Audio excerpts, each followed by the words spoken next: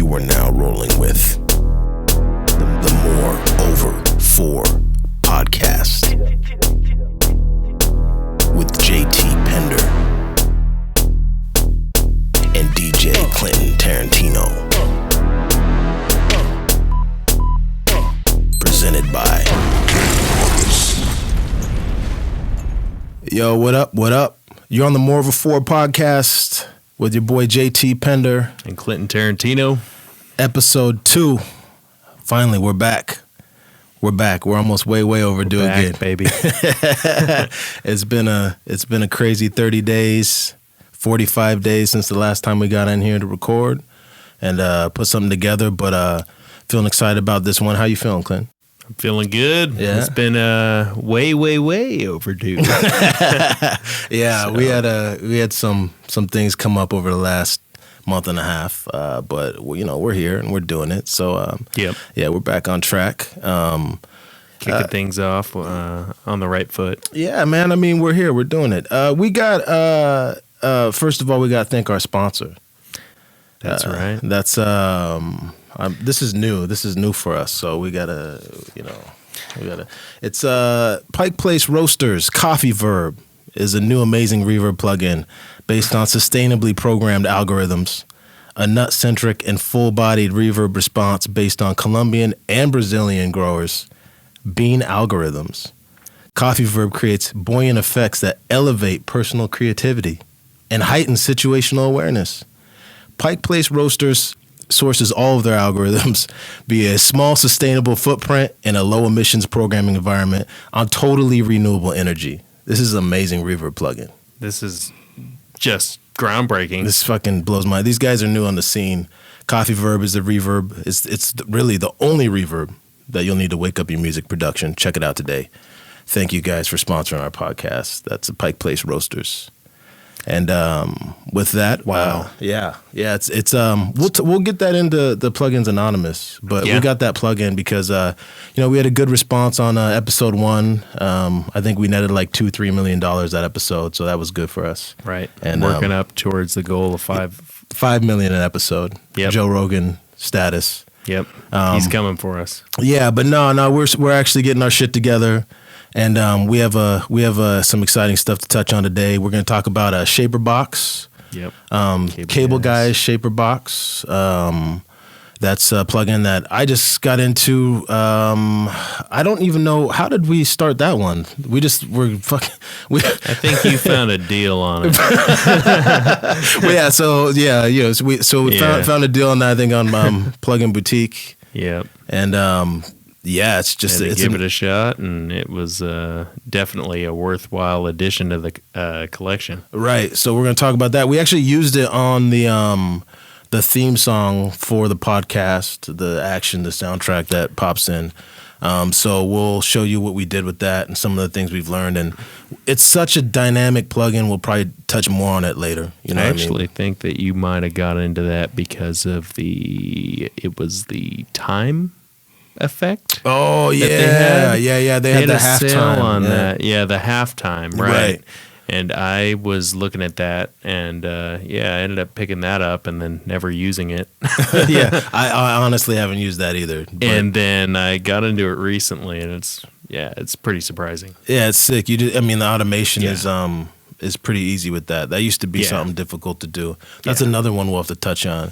Yeah, Shaper Box is like that on steroids with like everything else that they have. Yeah, it turns out a lot of great creative possibilities. Yeah, man. So, we got that. Let's start off with some news, man. That's right. Yeah, we got the what is it? We got the podcast, the Spotify. The big news for podcasters is the Spotify and Apple subscription podcast. They got this whole new thing that's going on right now where you can monetize your platforms for podcasting, and they're basically allowing users to add subscriptions to it. We're not doing that, but that's a big deal for the podcast because this whole thing has been kind of like the Wild Wild West. So now to add that option for podcasters to be able to monetize on the platforms without a separate distribution, that's a pretty big deal. Yeah. And kind of like YouTube. Yeah, really. Yeah. I mean, it's like a direct. Obviously, you're not dealing with Google on that, but Right. yeah, for Spotify and Apple, that's a big deal. It's like having podcast distribution without distribution. It's Yeah. It's a different partner program type of deal. Yeah, so there's that, but the big thing was the data review. That I think it was. You said what, Ari Herstan? Is that who released that? Yeah, that was Ari Herstan. Yeah, so Spotify released a bunch of data for the payouts For their payouts of 2020. Yeah, the payouts for 2020. I got some of the data here, and it's actually pretty surprising. This doesn't include what the labels are actually getting out of these cuts. But it's a big deal for Spotify to release this this data that is it basically has how many artists are making what threshold of income Per based year. on so based on Spotify's payouts. right, and we know this is a music production podcast, but as producers, sometimes you get a cut on the back end of the master and things like that. And also a lot of y'all are artists. So here's some numbers. Here's some numbers for you. 2020, 184,500 artists made over $1,000 on Spotify in 2020. Over $5,000, it was 67,200 artists. So 67,000 artists. So worldwide, 67,000 artists made over 5,000. So what? That's For an annual salary. For an annual salary. Over 10,000 was 42,000 artists. Over 10,000 a year. Over 10,000. Yeah. And let me see, over 50,000, which is now you're at a point of a decent wage just from Spotify. That's what a minimum wage job pays. 50? No, 50 is more than that. 50's. Oh no. 50's. Yeah, you're right. You're right. Double minimum wage. What's a minimum wage job pay annually? Yeah, I mean, I don't know what. I don't know. I'm not. I mean, do the math real quick. Yeah, do that. But so 50,000, which is considered, I guess, a livable wage. 13,400 artists globally made over 50,000, and then over 100,000, which now you're getting into the fake baller territory. So a minimum wage, California, $29K. $29K. So 13,400 artists made over minimum wage. And then over that 50,000 in the world. Right. I mean, that's seems in pretty the world. But that's based on Spotify only. Right. I guess if you're in like Vietnam or some other country where the income ratio is different, that would change things. It could definitely. These are all in USD, so and then over $100,000, 7,800 artists made over $100,000. This is including. I want to remind everybody, this is including like major label artists. This is not separating Taylor Swift from JT Pender or Quentin Tarantino. This is everybody on Spotify. Across the board. And then over 500,000, which is big money territory for the year, 1,820 artists. Big money. Yeah, and then big money, 870 artists made over $1 million in the year. Woo. That means $870 million went to only lot of money. Went to only 870 artists. So that's $870 million. That's crazy to think, like to put that Between in perspective. 870. Almost $1 billion went to under 1,000 artists. Yes. And then that's not including what the record labels are taking out of that. If they have advances or things like that, and they're taking 95% of the income. So, that's just I don't know what to say about that. I'm not trying to burn any bridges, but it's data. but the data is is there. It gives you a perspective if you're trying to have a music career just based around Spotify, for instance. Right. And I don't know how many artists are total on. Especially when you're banking a lot of exposure and potential and income off of the platform, that gives you some reference for, some point of view. Where a lot of these, websites and ads are pushing, basically pushing the algorithm with playlists. This is kind of what you can make based off that playlist placement. You know? I mean, This, man, I think that this connects directly to Homeboy, who we kind of alluded to a little bit on episode 1. Gonna have to pull him up for the next one, the streaming executive. Yeah. Yeah, Homeboy. I would like to get him on this, actually.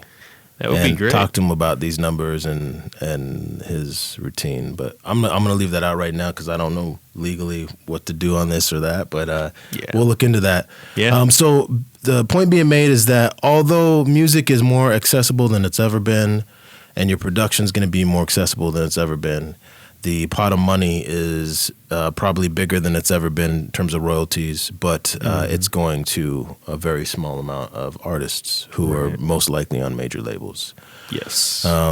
And so, we just wanted to make sure that we could depress everybody before we got into the the side of making music. Exactly. But no, I mean, that's just Spotify. That's not including everything else, and it's just been a different industry as well for the last year and a half or so. Since the pandemic hit, and things are definitely changing by the month. Right. Streaming has become, a very big part of the market without live music. Yeah, without the events. And we'll see what happens in 2021, now that the live events are starting to come back. Right. I mean, there's quite a few. I saw Gareth Emery had he just posted some big ass show I just noticed that because we both had went to there's a lot of shows that are popping up around and festivals that are popping up around the United States and around the other countries now that places are waking up now. Well, I know that everybody's looking forward to that. Yeah, everybody's looking forward to getting out of their quarantine and yeah. Hey, what else is in the news? We have there's something you brought up. Spotify's testing out a pilot program that's actually caught Congress's attention. It's called Discovery Mode, which was first announced in the fall. And it lets artists and labels agree to take a lower royalty rate on certain tracks in exchange for higher priority in its algorithms. So, this was fall of for 2020 that they started this, correct? Yes. Yeah, this is... it's the quote-unquote race to the bottom. The race to the bottom.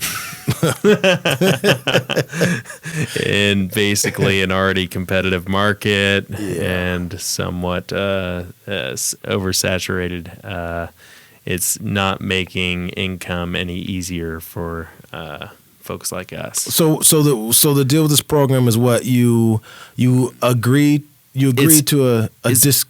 Basically promotion for exposure at a cut rate. Yeah, so you agree. So an artist agrees to a discounted rate, and then they get pushed up on their discovery, which honestly is kind of a fuck you to advertisers, right? and it's also a fuck you to people that are actually paying to advertise on the platform their music. So I remember when they had that program, and I was like, this is kind of crazy. They're definitely. I'm glad they're taking a look at that, but it's reached Congress. It has. And Congress is looking into this because they're realizing that it's a big problem for the industry when we have these, monopolies of our platform. The streaming platforms. Yeah. Well, I mean, a chart is just a chart. And once you give a chart value, when you're something as big as Spotify or Apple Music, you create the value for a chart. It's similar to the radio stations. If no one else can get on, no one's getting charted. So now we have a situation where Spotify is now the big dog in the house, and they're determining what makes it on the chart. And not only that, they're saying, hey, we'll cut down royalties to give you exposure. Give you a chance. They don't need to pay for that exposure. They're just taking a cut in royalties to do that. Right. So that is interesting news. It's been a lot of Spotify news lately. Yeah, lots. We'll see what happens with that. Yeah. Yeah. That's just breaking news. Right. Yeah. And if anybody has a hookup, days ago. If anybody has a hookup with Spotify where we can get some free promo. No, I'm just Sure wouldn't mind it. Which is another thing that you were talking about that's been in the news, is about the scammers and the paying for promo. Which, if you're an artist or producer, be careful about paying for playlist promo and things like that. Yeah. The distribution companies right now, since January of this year, are looking at a lot of these companies that are doing this playlist promo, and they're looking at how they're doing it. And a lot of companies are saying that they're not using bots and measures that violate the terms of service, but they are, and so they're getting pulled. Yeah. And there's really no way to contest that. And it's a really heavy process with the distributors to get out of that. So be careful with that. I think it's just been an all Spotify news episode. Yeah, but let's get into this. Lots going on Spotify. Man, it's crazy. I mean, that's where it's at right now. So what's new for us? I think that's something definitely we should touch on before we get into some of this other stuff. We got a new. It's Superior Sound up in Kearney Mesa, California. Is where we usually do. We did that video. We on a roll. We on a roll. Where we did the We on a Roll video. Yep. We're back in there. Yep. And we've got an upgraded system. Yep.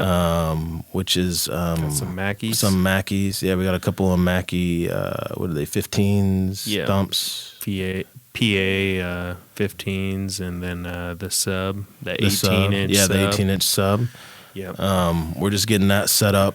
And we'll probably do some, reviews on that system and some of the things we're working with. But we're running some of our live equipment through that and getting set up. So excited to be getting that calibrated and getting that banged out. Yep. And then the studio has changed because in between our last episode, which is one of the things we were talking about, was that the MacBook, I had everything on a... Right. Here was a modded out 2011. The core of the studio. The core of the studio was a 2011 MacBook Pro, but it was all upgraded, and it worked well for what we were doing with it. But last time we came in here to run our test a few weeks ago, it had a good run. It had a good run. 10 years. Yeah. Yeah, I mean, that's good. I mean, you can't really do that with PCs. That's a good run. Yeah. But it burnt out. It's almost like episode 2 was meant to be way overdue because it burnt out and we had to completely... it had to do some brain surgery. Yeah. So we're back in here with a new MacBook Pro, but that's one of the things we were talking about is Apple. I'm pretty big on. I started out on Windows all the way, and I mentioned that in the last episode. I started out on Windows, cool edit Windows, went to Cakewalk, which ended up being Sonar, and that was all Windows. And one of the reasons is because I was one of those anti-Mac people. First of all, I didn't have a whole lot of money starting out with,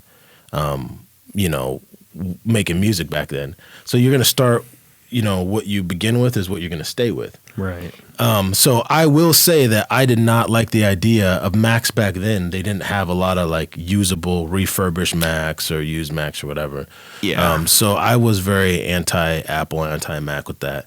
But as I lost probably 3,000 songs from Windows crashes, and the technology with Windows and backing up stuff was not working. If your PC took a dump, it was hard to just migrate to a new PC like back with, I think I was using Windows 2000 up until 2008 or something like that. Yeah, that was then XP dead operating system. Well, I know, too. but it's just I was using what I had. It was like 2005, and I had Windows XP and was using that.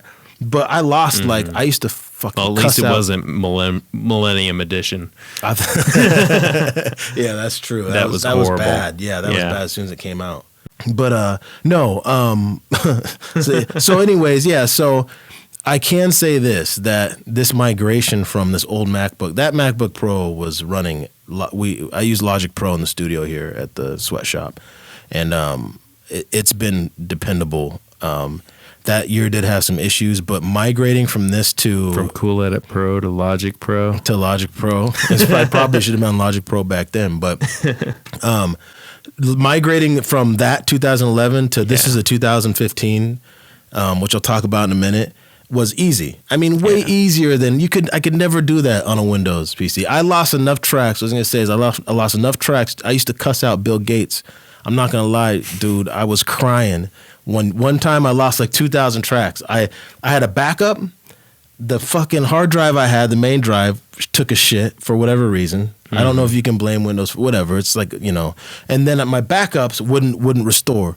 I ended up losing like 2,000 tracks. I mean, it was. Well, your hard drive was bunk or what? I don't know, man. All I know is that I was cussing out Bill Gates directly, and then when you restore the system, I still can't do it. Fully migrate to Mac. I'm telling you, man. When I had to activate Windows XP when I moved to it, the guy actually cussed. He actually hung up on me and told me not to disrespect the company or Bill Gates because when I was so mad and restoring, you know how you used to have to call on the phone and do the activation line and shit.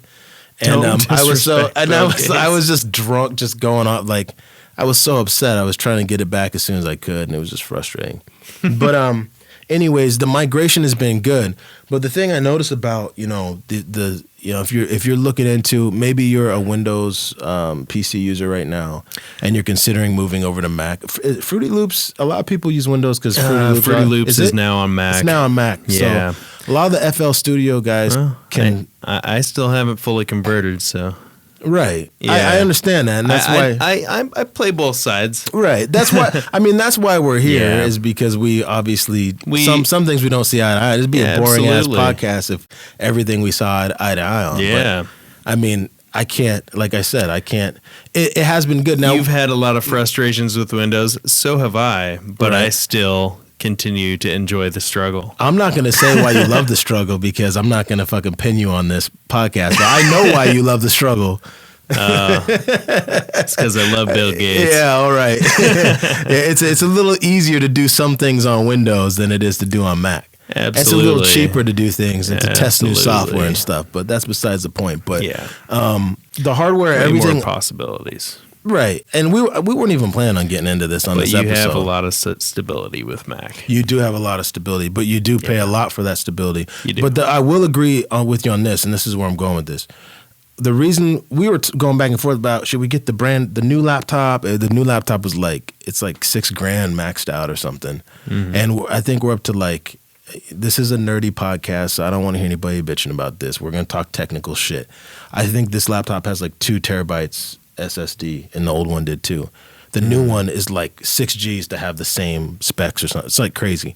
But the thing that really got me is that the dongle. I agree 100%. What Apple has done with these dongles, you need it. It's everything is it's a peripheral device, right? It's a Thunderbolt, right? Yeah. Well, it's USB-C. USB-C, right? Right. Everything is going to USB-C now. Right. Yeah, everything's USB-C, but they've done away with 2.0 and 3.0 USB. And to me that's crazy because most of the devices that we're using are all USB. Are all USB. And traditional. Right. And that I doubt that to me it's just crazy that if I wanted to go on the plane, for instance, right, and use my headphones and use a mouse and it wasn't Bluetooth, I'd have to use an adapter for each of those, for instance. Right. I was just thinking about practical shit. Yeah. I'm at a hotel and the reason I have a laptop is because I like to be able to take it, go to the next studio or whatever. And so I agree with you on that. So I think this is and especially what they're doing with the, you were talking about the silicone chip and a lot of the compatibility issues and stuff with that. Yeah. I don't want to burn any bridges. If Apple wants to sponsor our podcast next, we're not against it. Whatever. No. We're absolutely getting any sponsorships from Tim Cook. We're probably going to burn bridges. But no, so that's what's new in the studio. We got a new laptop here, and that's what we're on now, and it's been a good migration. I will tell you guys, if you're on a Windows computer making music, for me personally, I'm in disagreement with Mr. Tarantino. It has been night and day for me. I haven't lost as many songs, if any. Backing up has been better, but I do a lot of my work on integration is nice. It is nice. Being able to work with Logic and being able to send stuff straight to iTunes and all that has been good too. But you know, I don't know. It'd be interesting to hear other people what they're using and their setups and all that. So maybe we'll put some out for that to get some feedback. But yeah, so that's what's new in the studio. Wasn't really looking at doing a Mac versus PC thing, but we just touched on it. Yeah. Next we can do Android versus iPhone, just for no reason. Music apps. Yeah. So you did you get any new gear? You got the new headphones, the new for the DJ for the live for the. Yeah, I've got the new headphones. I haven't had much of a chance to try them out. They're the Pioneer HDJ 100s, I want to say. And those are just for the 1000s. Those are for the live stuff. They're for DJing. Yeah, just for DJing. Don't be a gearhead, man. Primary purpose. You shouldn't be a gearhead, but we'll talk about it. Yeah, not for production. Shouldn't be a gearhead, but don't be a gearhead. Well, let's talk about it in the next episode. Touched on last episode, but we'll talk about it next episode. Yeah. Yeah, and I think that the biggest thing for us right now that we're looking at was on Plugin Boutique. We were talking about the endorsements, and that's something we want to touch on in the future. Is like plugin endorsements of these plugins are insane. They're great. I mean, it sounds like some of these people are having they're having like orgasms over and seizures over these plugins. It's like, how much do you get paid to say that a plugin's giving you an orgasm? It was so great. I had an epileptic seizure. Yeah, it's crazy. So something else that's new in here is it's en route. Currently in the studio, we're using ARC 2.5. And if you don't know what ARC is, it's by IK. It's by IK Multimedia. IK Multimedia. It's the acoustic room correction plugin. Yes. And I've been using it for like 5 or 6 years. I used it when we just moved down here and had the studio at home. Yeah. And now we're using it here in the studio where there's some phases. But basically, you can mic according to a plan in your room, and you can gather all that data. It will set your calibration points. Yeah, it'll set your calibration points. It will gather all the data, and it will put a room correction curve, an acoustic curve over your plugin in your DAW, which will correct all the problem frequencies in over your master chain. Exactly. So basically what it does is if your room has phase disturbance or things with bass and imaging with your setup, it essentially corrects those and fixes it. Levels your EQ to compensate to fix it. Yeah, absolutely. It's amazing. I used to have a JBL, like a built-in system. It was one that was hardwired in between your speakers and your sound card, and that one was pretty good. I used it in the basement, and it handled the bass pretty well. But ARC is a lot more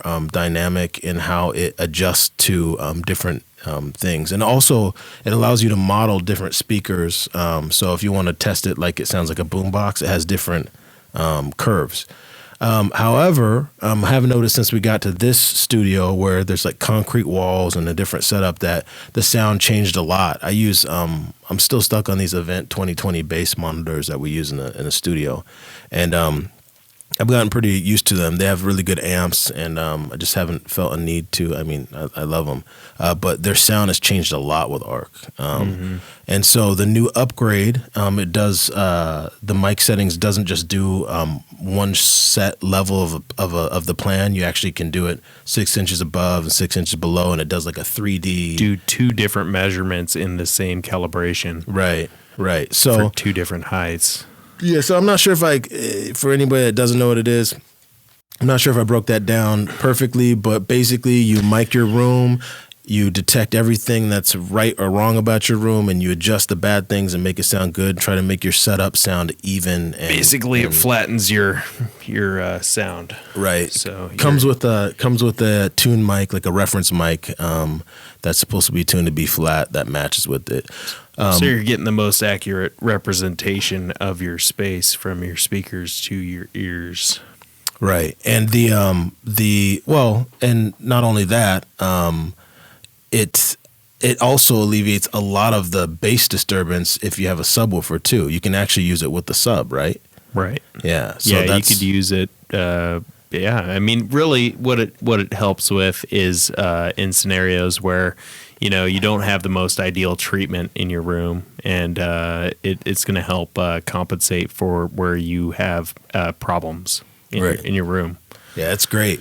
So helps. Yeah, I mean, versatility, especially for a lot of home studios, a lot of bedroom producers. It's a versatile piece of software that can benefit a lot of folks. And because it acts like a plugin in your DAW, you can actually use it and save different profiles. So you could be here at the studio and then go home and have a setup there and switch to your setup, your profile there, right, and just switch in between things. So that's good. You're going to have different, calibrations for each space and speakers. Yeah, and different setups. So if you have, like, in the studio here, we have a futon in the back. People might listen there. You might have one session that's set up for if you're sitting right in front of your monitors, and another one if you have a room full of people or people sitting at the futon. So the new version is out, and it's been out for a little while. I didn't know that you had it for a while. Yeah, I've had it for I want to say since last October. Oh wow. Yeah, it's been a long time. Yeah. So over 6 months. So long story even longer. We have that en route for the studio. Going to be integrating that in. I think we're going to do something to cover it in one of these episodes after we go through it and get familiar with it. But definitely a plug-in and a system that I swear by it. It's definitely changed my mixes for the better.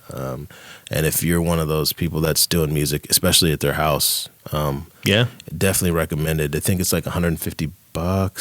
Yeah, something like that. It goes on sale too, so it's definitely worth it. So so Arc 3 is out. IK Multimedia, check it out. We'll take a look at it and we'll do something more in depth next time.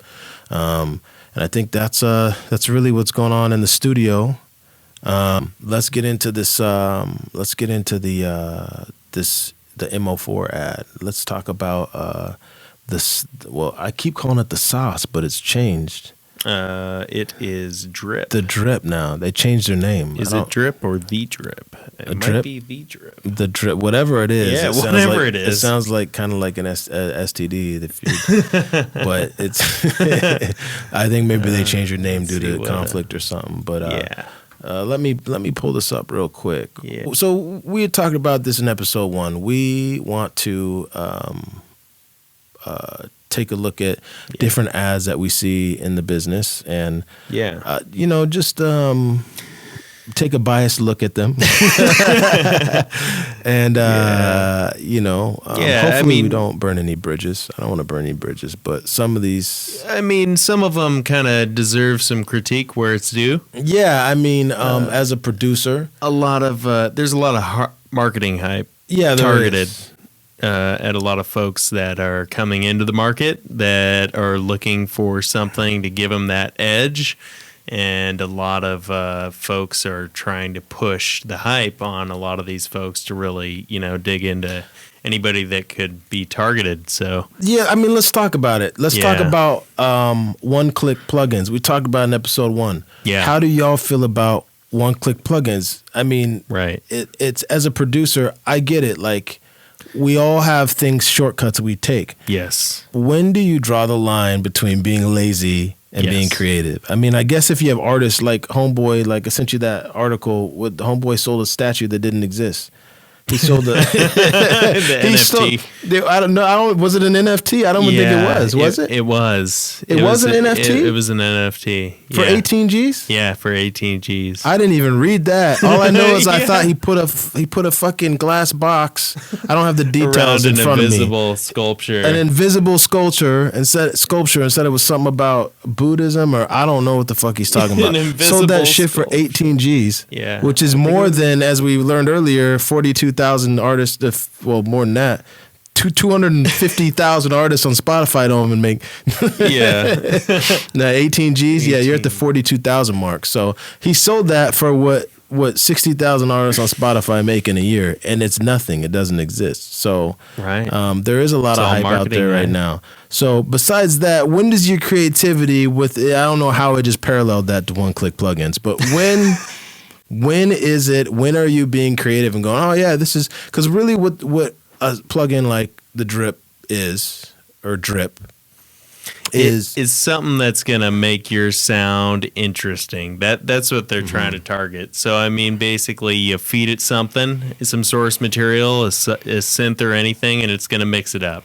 It's going to have an algorithmic, basically they're going to throw some delay and some saturation on top of it. Right. It's some reverb. And I don't, like I said, I'm not here to bash everybody, because I'm not. It does. Every plugin has some sort of thing going on internally. Yeah. When you use a plugin that's like a LA2A, opto compressor, this is what this does. This is what it sounds like. It's emulating this hardware or whatever. Yeah. We are in an era where I'm not, I don't want to be like this guy that sounds like he's old and salty, because I'm not. Where we have all these options, and the Drip, really what it is it has effects chains. It's in a multi-effect. Right. It's a multi-effect. Yeah. And a lot of companies make these. I mean, Native Instruments has some, and they wrap it up. But the marketing on Drip is what has got us. I mean, there was a point in time, I think when it was the sauce. This is nothing innovating. Right. Right. But it's just so, I mean, the marketing is amazing. Yes. I mean, if y'all do see this, you did a great job on the marketing. The plugin does have its purpose. I can see a lot of trap producers using this. It makes it easy. Sometimes in a session, it's just better to. I got my pen like I'm a fucking news reporter.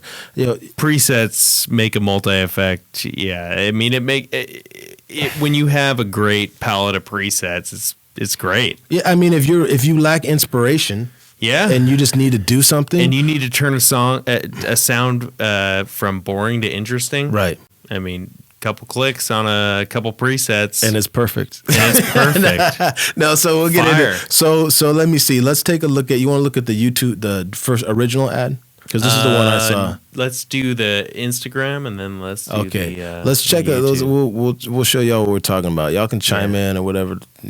I mean, any promo is good promo. So this is the interface. Oh, this is the. Okay, let me see here. Let's see the video. Where's the? Yeah, that's the video. Is this the video here? Here it is. Here we go.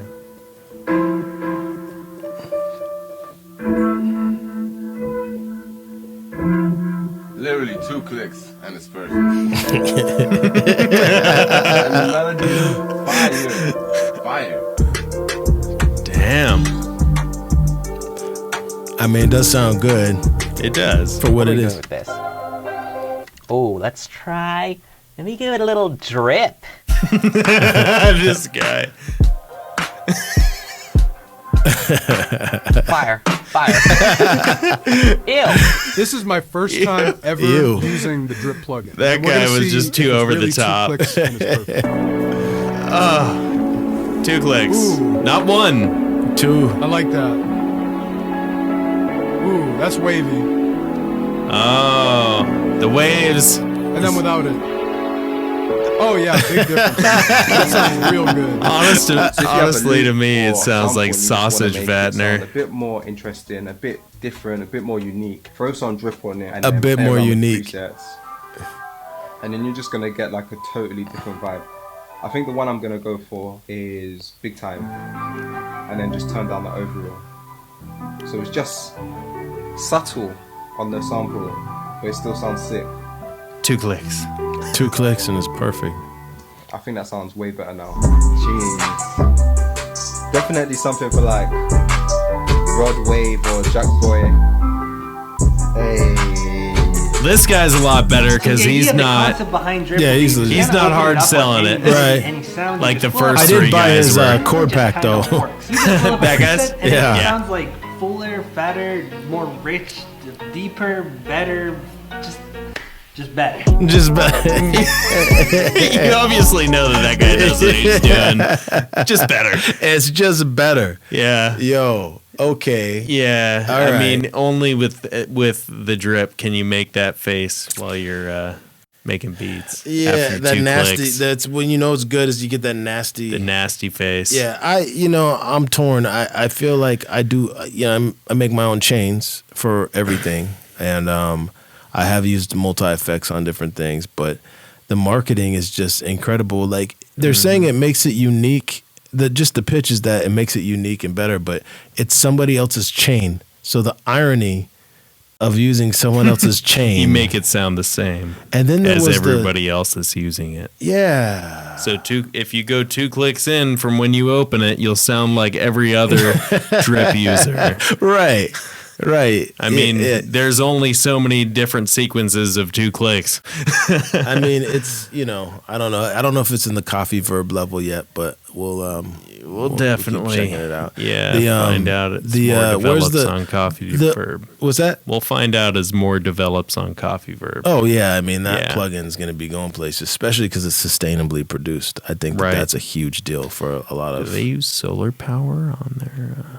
I think they use the same whatever Bitcoin's using. They're using that. Yeah, mining their resources. Yeah, reverb algorithms. I mean, to make it say 1 click and it's perfect, which is double the efficiency of drip, is a lot of work. Double. Would they say that? So this is the dramatic ad. Yeah, this is the one that really set it off. It touches on those strings. This is this guy, Kyle. Did he start this? I don't know. Yeah, I think this is the guy behind it all. Okay, he's the master marketer. Kyle something? Kyle Beats. Kyle Beats? I think it said. Let's check it out. Yeah. So I'm just going to pick one of these presets. And it's perfect. Literally 2 clicks. Yeah. Whoa. Now I can just move on to the next thing.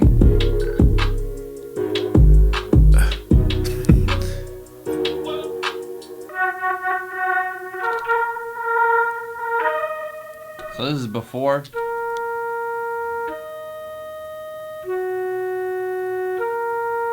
And this is Boring. after drip. Man, it's amazing. It's perfect. It's wavy. I've been producing wrong all this time. Wow. You just didn't have the drip. I need to get whatever kit everybody's using. A banger in like 2 seconds. Man, that's amazing. Banger in 2 The seconds. secret sauce you've been looking for Ooh. is here. This is the dramatic Instantly part. add new drip to your sound. You're in control. Streamline your workflow in as easy as 2 clicks. 2 clicks. Or maybe you can get intricate to create that perfect drip. That perfect drip, baby. You can mix, match, and randomize presets for an unlimited amount of combinations. Unlimited. Quadrat. What did they? Huh? With a simple They'll user touch on it. interface, anyone can pick it up and use it to its full capabilities. But don't get its simplicity confused, because drip packs a punch. For 2 clicks. Custom industry standard filters.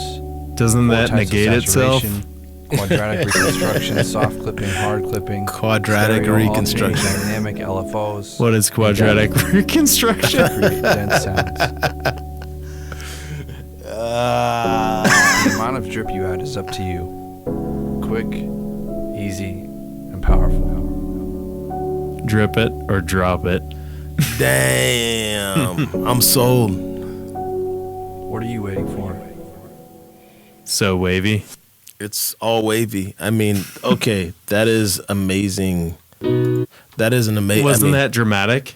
That is the most amazing ad for a plugin. It was pretty damn riveting. Yeah, I mean, but wow. I mean, the claims he put in there was just absurdly bold. You know, where he was making up terms. The quadratic reconstruction, I'm curious about. I know. Like, that's is that definitely worth Googling. Is that a technical? Let's see, quadratic. Is it some double entendre? Reconstruction. I know that custom industry standard filters are no longer industry standard filters because they're custom. Oh man.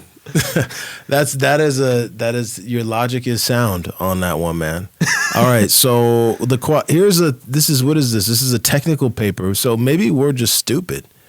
The quadratic reconstruction finite volume scheme, an attractive sequel to linear reconstruction used on Unstructured adaptive. meshes. Oh, fuck.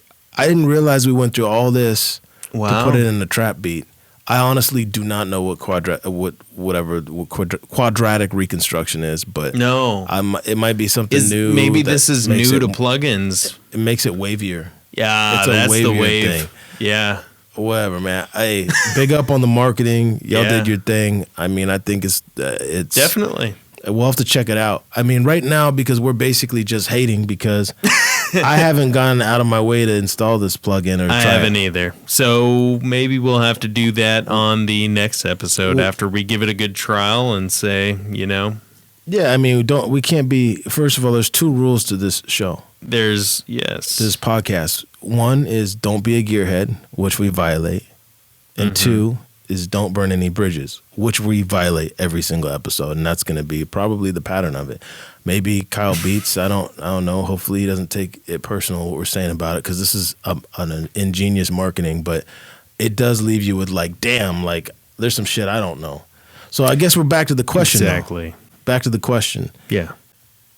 Are we being snooty by saying that 1-2 clicks? Maybe we're being closed minded. I don't know. It'd be interesting to hear what people say about that. We'll see. What do y'all think about that? Yeah. Is that what we need as producers? Everything to be 2 clicks away from you? Yeah. Does it? Are you being closed minded and missing out on inspiration? Don't or are get you me being wrong. lazy? Efficiency is always a good thing, but Right. are you being resourceful in your laziness? Right. If I'm in my DAW, if I'm in Logic, efficiency. I It mean, sounds like you're limiting yourself from true creative potential there. I'm gonna agree with you there, homie. I really do think that that's part of it. I mean, there's different things like efficiency, maybe having different patches. I got different patches for everything, or say making a panel set for the riser for something. Right. That to Have me a, is a custom plug-in chain that you could drop in and tweak a couple knobs, and you Right. could map knobs in your chain to be able to tweak your knobs and your plugins, so you could have macro effects. Yeah, I mean, there's limit. You could have 2 clicks there. Absolutely, there's limitless things going on right now in the industry right now. But it seems like they're dumbing down, and then every beat is like a trap beat that you're doing it on. It's wavy. Okay, I get it, but I Yeah. mean, it'd be nice to see a different angle on that. Maybe we'll take a look for the next episode. I don't know. Maybe I'm being too judgmental. We'll have to hear what the folks have to say about it. Absolutely. And we'll definitely touch on that next episode as well. Well, you know what, man? I think it's time for us to get into our Plugins Anonymous Segment.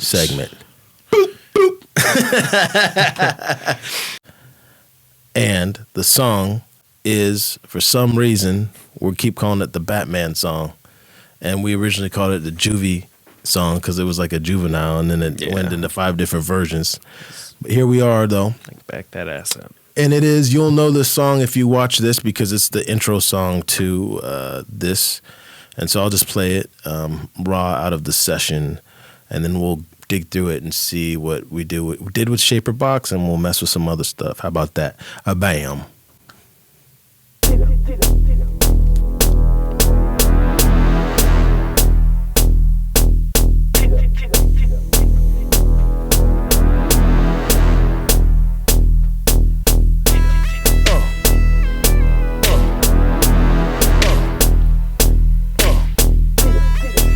So,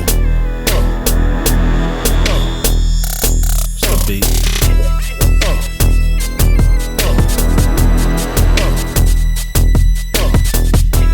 So that shaker right there.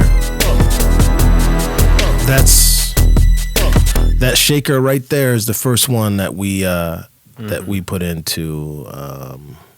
We put this thing into use. Shaper Box. Yeah. So let me take a look at this here. Let's. Speaking of multi effects. Yeah, Shaper Box. Shaper Box is a different type of beast. It's another multi effect though. At the same time. Yeah, but I mean it's different because it's not. It's a multi effect in a stack, but it's not a one click chain. You have your It's not a volume two-click shaper. You have plugin. you have your pan. All those things are things that would be in your channel, for instance. Right. They're all different things that have different. But you can turn it into something like the sauce because you can grab one of the presets and it can use anything within Shaperbox. Exactly. But you pick and choose what you drop in your chain. Exactly. And once you drop it in, you see what each module is doing. Yes. Where something like the drip, I'm sorry. It's a modular Where something like effect. drip is, yeah, exactly. Yeah. So there is a difference there because you're seeing what's going on behind the scenes. So here's the Definitely. shaker. I'm going to zoom in on this right here. We're going to. It's basically like putting a channel chain on your Right. track. Yeah, you still have control. I'm not so like Right. closed-minded where, I mean, we're not trying to be like a hipster with this shit. So here's the shaker. Wait, hold on. Let me see here. What do we got? Okay, so here's the shaker. I think it might have a little bit of a duck on it from somewhere else. So it's going into a different channel. So let's pull that channel up real quick.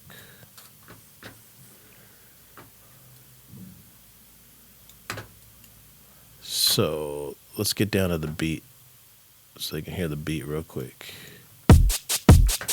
So I can get that. All right. So it's got a little bit of a duck on the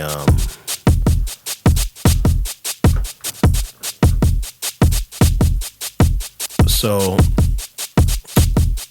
if you're not familiar with Logic, and this is my setup and how I produce beats, so this is not gonna look, it's my own thing, but I have a separate send coming out of battery that goes to another send here, and this channel here, let me get this so we can see it, has Shaperbox on it for just the shaker. So here's the plugin here. So when you play this, that's what's actually happening. So I'm gonna take off the beat now that we can grab the beat. I'm gonna pull this shit off here. So really, and it's loud right now because of the let me pull that down a little bit. It's missing all the effects. Yeah, it's got a duck with the drive. beat, which is a whole nother thing we can talk about. It gives it a little rhythm. Side chain. Right, the side chain. So the side chain's off, but when you turn on Shaperbox, here's what happens. So right away, it takes a really harsh sounding shaker, and it just works with that kick right away. Changes the rhythm. Absolutely. And the width. Yeah. Yeah, and it has a width. There's a width piece on it too. On the pan. So that's one way that this was used when you hear it in the song. Kind of rides with it.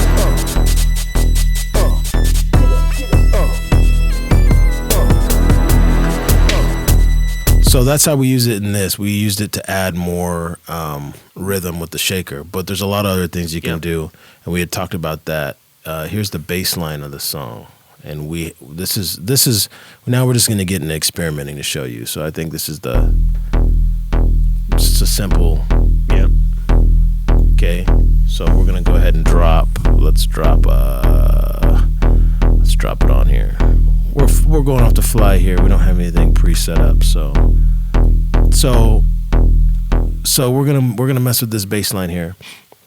We've got Shaperbox. Here's the deal. It has there's actually an additional module now, Drive. Didn't start with that. I still haven't hit that one yet because I haven't updated mine. Yeah, so let's see what we got here. We got Time, which is the stutter, reverse, scratches, glitches, tape stops. Very good for trap, hip hop, and that type of stuff. Drive is the new one. You get like distortion, but you can really like modulate the distortion. Right. We have the filter, which is exactly what it is. It's a filter. Wobbles. Crush is like a lo-fi 8-bit like type crush. Yep. Let's get this out of here. Volume, which That's is sidechain. yeah, it's like It's it's a ducking. built-in ducking sidechain. Yeah. Pan, which is going to left and right speaker, and then width is going to be like the overall stereo width build. Like it'd be like a stereo expander Stereo or widener. Yeah. So so let's just take this bass line, and here's where I think you were talking about, Clinton. You were talking about it can be something like drip, Yeah. where you You hit the presets here. right. If you go into a preset, You could just hit probably the right button. the right. No, yeah. just go down to init down there, and then just hit left or right. Okay, gotcha. Yeah. Well, this is a vocal. Let's find something that'll be on a bass line. So, if you're talking about like lo-fi, let me take a look here. Talking bass. Let's try that one because we're on a bass. Mm-hmm. So let's do the original. Here's the original. Just to get back into it, we'll do the original. See where it's at. Throw the kick on there or something. There's the talking bass. Modern talking. Nice dubstep sound. So this is the lo-fi. Very dubsteppy. Yeah, but it can change his bass. I mean, 2 clicks and it's perfect. Perfect. It's gonna be. This is the one. Yeah, there you go. So you hear the. Very rich. Let's try. You mind if I? Yeah, go ahead. Let's see where am I? So all that's going on right now is just this effect over that same bass line, and this is just showing the preset packs that are Oh, never mind. with My shape mouse box. doesn't work. Oh shit. Okay.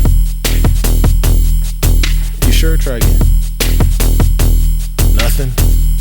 Okay. No, nothing. I'll fix that. So, lo-fi. Try to So hit just time on it. So here's the Ooh. here's the duck. We're just gonna go through the module. We'll go through the different sections. Here's some filter duck, some different ducking. You can see the packs here.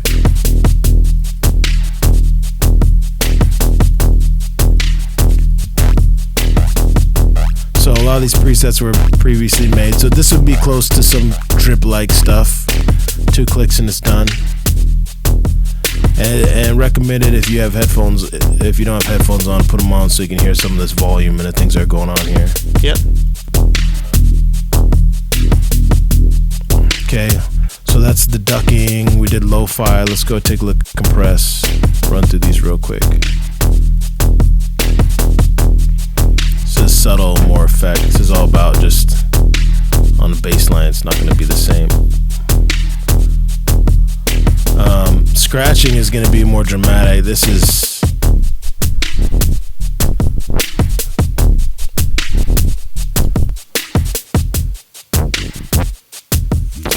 Yeah, these ones are messing big with the time. Yeah, so this is really the time. And the bass line hasn't changed at all. All this is just the effect. So you can hear how it adds the dynamics. That's with cool. Yeah, that is cool. Let's check some tape stop shit. That's a nice wobble. Let's check some of this tape stop. Let's see.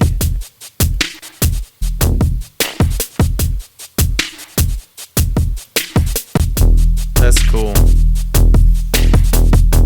Some of this would be MIDI controlled, so they're not going to work the same. Yeah. And it's going to operate on a different. We'll show you in a minute with this. You can hear that's probably going like every 4 bars or something. Yeah. Change the intervals. It's a repeater. Oh, that's cool. Yeah. It's got a nice synth wave sound. Kind of cutting up the bass there.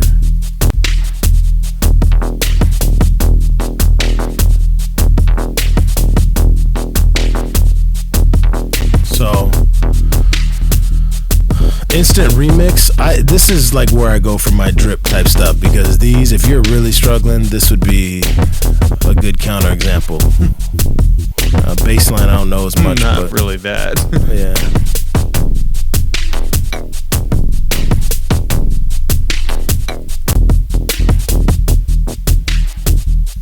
Oh, it's all dependent on your source material. Yeah, too, so we're as going over well. bass right now. We got a lot to Yeah. cover. So let's those are some of the preset packs. So that gives you an idea. The preset packs are a mixture of all the actual modules. So Yep. let's go back to this ducking one real quick, since that works on the bass line. We'll start here real quick. So what's really going on? Well, here, so really you have all these kind of LFO curves that you can modify. And I'll be honest, I'm still getting the hang of all this, but you can stretch it across the length of the bars. So obviously doing this right now, this loop is a total of 8 bars. And we have a 1 bar length. As you increase them, it'll, your effect will essentially get longer over the same amount of material. And as you decrease them,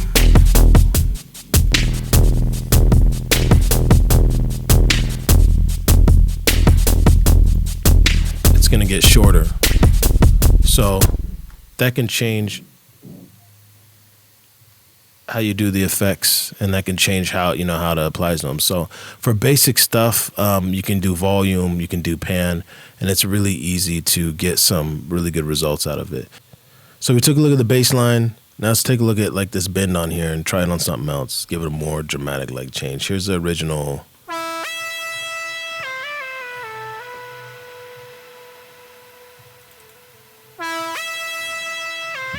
Sounds cool.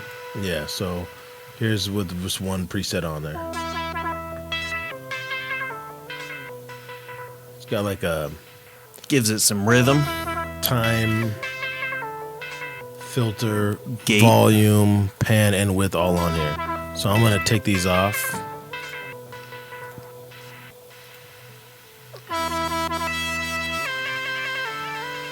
Now the cool thing is down here you can change these and just go through Yeah. whatever It's a setting. cool chop. Yeah, I mean you can chop it up however you want it. Yeah, the time is a really cool effect, as in the way that it chops your sample and randomizes it. Some of Sample them are- or sound. You can draw in.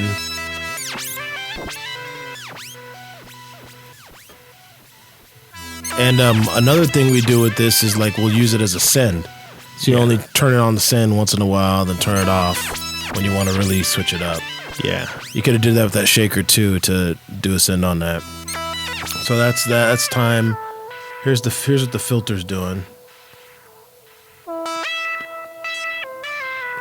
It's at length 1 bar right now.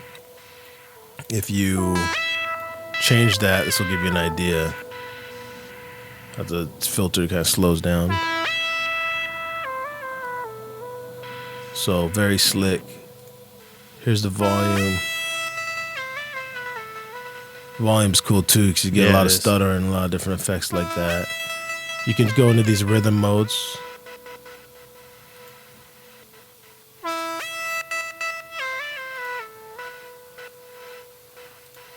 Pan, that's not going to be as dramatic. It's just panning back and forth, but you can shape your different pans. I like to use it to get width in the mix. You mess with this very much, but you can also set obviously the length of the pan and then the amount you can put in the mix so that you're getting kind of like a just a little bit of extra width on there. Right. Modulating your width. Right. And then Gives you some movement in, like, especially the high frequency ranges. I think that's definitely where it works really well. for sure. And then this pan and this width work well together on almost everything. Yeah. And if you don't want to be super wide in your source, you can cut it in half and it still gives it width, but you're still good in mono mix. Yep. So that's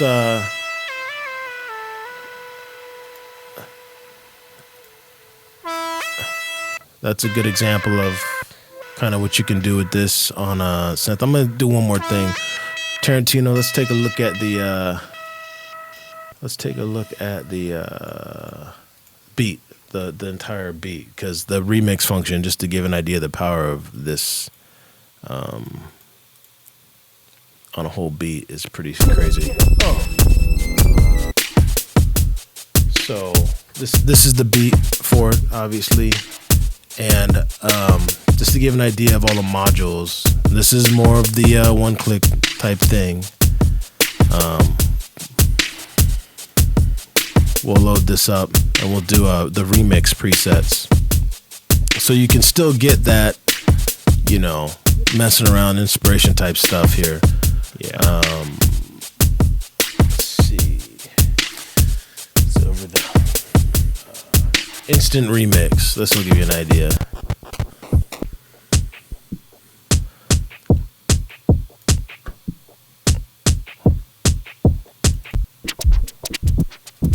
There's different presets in here. Let's take a look at what it does. Ooh. 2 clicks and it's perfect. No, so a lot of these are, you can see they're, so you could go in here, this is at 2 bars, 8/4, and go in here and then start editing it how you want to. Oh, that's cool. Yeah. And say you still want some of the original beat in there. See that? Oh yeah. Yeah, just do like That's your dry wet. yeah, dry wet on there, and now you got kind of a dynamic. So I mean, this is like a dream come true for producers, really, if you know what you're looking for, because is. you couldn't do this before, like No. 10 years ago. I mean, it's nuts. Like the way it messes with time, And all the effects are super high quality. for sure. I mean, I don't know what we just did to this song. All of a sudden, we'll see what we did, but let's see what we got here.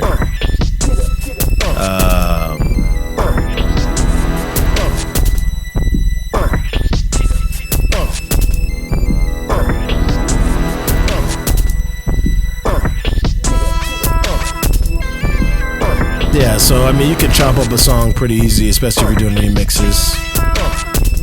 And that's kind of the overview of Cable Guy's Shaper Box. Yeah. I mean, there's so much you could go into this. This could be, I mean, we could nerd out on this thing for a very long time. But all in all, to sum this thing up, it's an amazing plugin. It lets you mess with time, filter, everything you would do in a mix. Yep. You can do creatively, right? Rather than doing manually by hand, drawing every moment of automation and copy pasting, or, you know, just having to draw every single moment out, you know, it's great to be able to automate this with just drag and dropping some of these presets and curves For sure. to be able to do it in, you know, whatever interval you want to modulate, you know. That's great. Yeah, 100. I mean, you have so many options here. We'll probably go back. I would think we'd probably go back over this again at some point in the future, because we just picked this up within the last 3 months and been messing with it, and we're so excited about it. We're like, yeah, for side chains, things like that, things that even as a hip hop producer, I don't use as much. You use a lot more than I do. Yep. It makes it a lot easier, but it also gives you the ability to not just use it as a one-click plugin, but to edit and to learn how to work within it. So, Right. all right. So, Cable Guy Shaper Box. It's got our sign of approval. It's got our approval on our invisible rating system. Yep. If you guys are using it, give us a holler. We'd like to see how you're using it. We're gonna do some more stuff with it in our production, and on the blogs and on the socials. We'll post when we're doing things, so you can see that. Yep. We want to know how things are going out there for you with your production. So be sure to hit us up at punchin@MO4.com, or you can hit the call line, and we'll feature some of the callers on there. It's 619-800-5689. Leave a voicemail saying what you want to say, and we'll get to them, and we'll put them on the next episode. Yeah, man, keep producing out there. It's an exciting time. We know we get nerdy up in here with it, but technology is a crazy part of this now, and we're excited to keep doing this. And thank you guys for coming in and hanging out with us when we do these sessions. Definitely. We appreciate all your support. Yes, sir. Until next time, More Over 4 Podcast. We out. Peace.